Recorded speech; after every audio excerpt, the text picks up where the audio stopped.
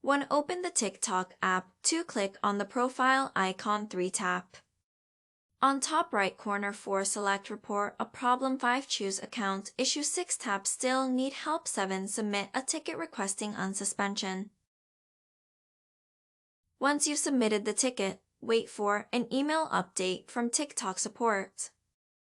Response time may vary from a few hours to a few days. Do not submit multiple tickets to avoid further delays.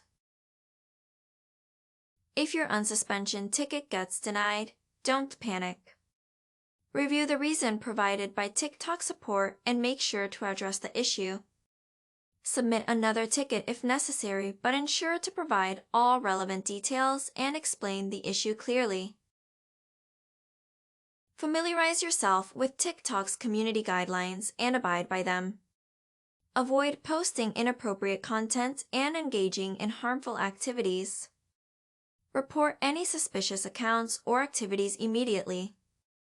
By following these guidelines, you will avoid getting suspended on TikTok.